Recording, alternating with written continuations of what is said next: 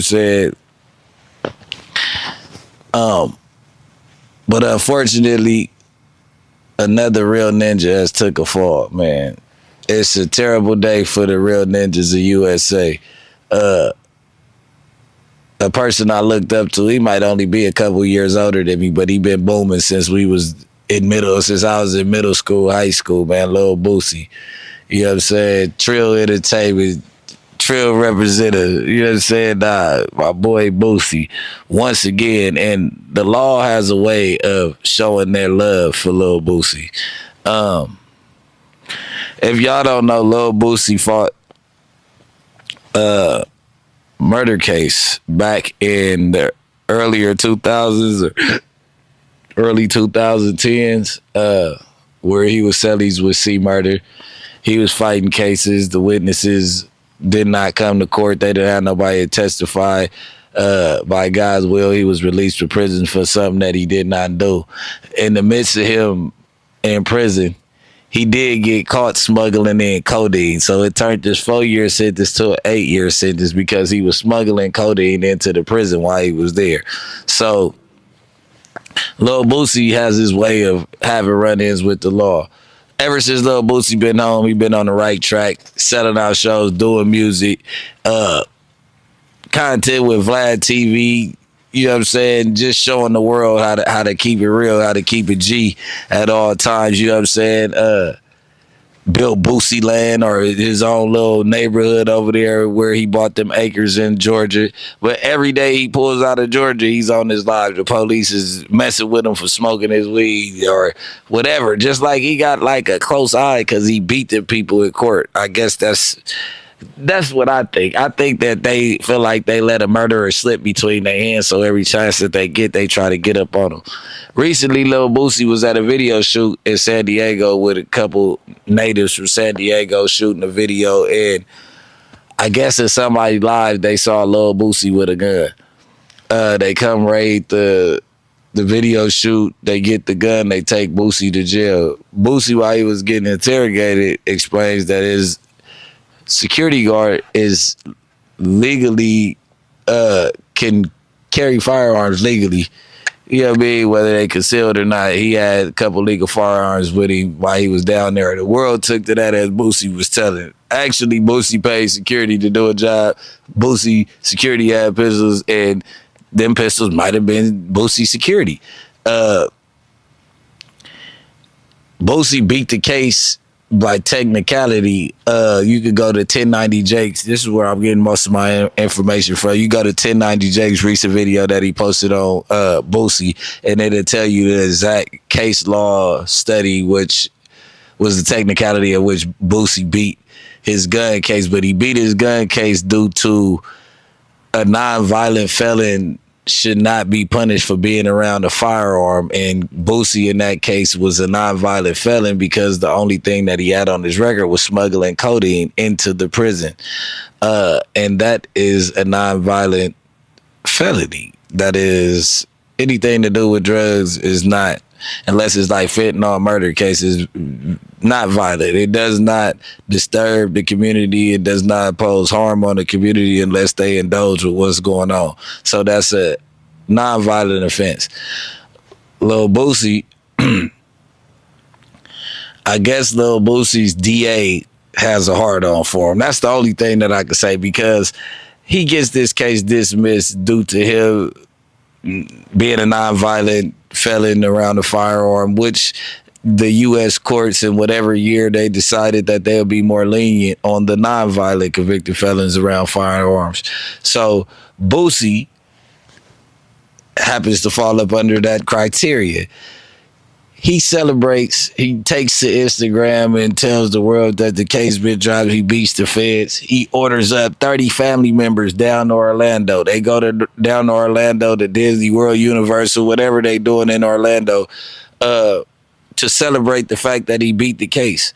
While he's down there and he's celebrating the fact that he beat the case, his lawyer calls him with an interrupted phone call. It could change the mood of anybody. He gets a phone call, said that the U.S. attorney has refiled the case, and he's back fighting the pistol case, and they added an extra charge in order to file the case, and that was a drug addict around firearm, which is not safe. Lil Boosie is not a drug addict at 9 point in his life. He might be like smoke weed or whatever, but weed is legal in how many states now? Like, the only people tripping off the weed is the feds, and that's who he's fighting. But they're trying to say that he was a drug addict around guns, and that is going to override the fact that he was a non-violent convicted felon around a gun, because they're saying if you're out of your mind and around drugs and all that stuff, you should not be handling firearms. In this case, I don't feel like they should be able to use somebody who's not fighting the case of social media to determine whether you had a gun or not, because I guess on somebody else's live they saw Lil Boosie with a gun in his possession, but when they pulled up to raid the video shoot and take Boosie to jail, the gun was not in Boosie's possession. This to me looks like a simple case of being rich, black, and famous and on your way to success, and the only way they could pull you down is to keep on pulling these. I mean, he just spent, who Lord knows, $100,000 on bond, however much he spent on legal fees. Shout out 1090 Jake for keeping me up on it, but I think it was $100,000 on bond, the legal fees. Now they're refiling. They had told him that he had to turn himself in. I want to say the next day his lawyer called in and set up a court date where he could turn himself in. And there they're going to present him with either a no bond or a new bond where he has to bail out again on this case. That's another loss if you guys don't know what's going on.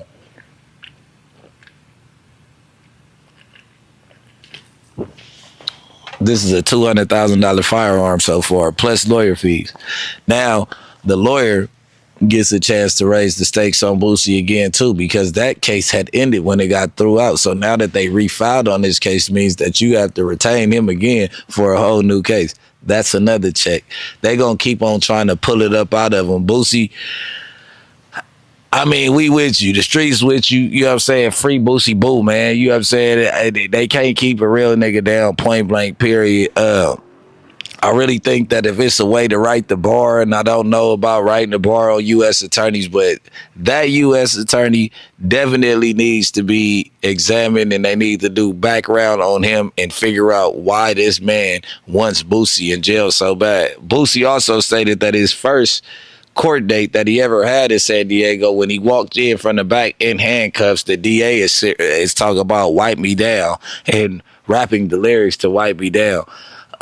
What that seems to me is kind of like a Meek Mill effect. And I'm not talking about the new Diddy wave. I'm talking about the Meek Mill effect that made Meek Mill, the prison reform speaker, the one that's dealing with the government and the youth of the community. When the judge asked Meek Mill to mention her name in the song and to do certain personal things for her because she was obsessed with Meek Mills. When he didn't do it, she used justice as her weapon to defeat Meek Mill in their secret battle. She was the one that held the keys to Meek Mill's life, and Meek Mill didn't feel that he should mention the judge or mention the DA after all this, the pain that you drugged me through. Why would I mention your name in a song? Like, what do that even sound like? So you go give me 4 years for Willie and a bike, talk about I was driving out of control, but you got, reckless driving. You know what I mean? You got these people that do this every day. You got white people that do this on street bikes, dirt bikes, all that. You don't never bother them. But when a black person that doesn't have the acreage or the yards where they can ride these privately and they on the streets riding their dirt bike, minding their business, not hurting nobody, you feel like you could pull out a Bible and give somebody 4 years. This is another case of unjust performance of the law, unjust use of the law to enable black men or to disable a black man from furthering his career, taking care of his families, and making an inch closer to generational wealth. That's what they want to keep us away from. They want to keep us away from having a family tree worth of it, like everybody being successful in the family to where you can't stop this family, because they know that's how America was built. It's only a certain amount of families in America that they allow to ball with no regulations. You get what I'm saying? And these are the original bloodlines of America. You got to do your research. It's Bricc, not the trick. Don't be late.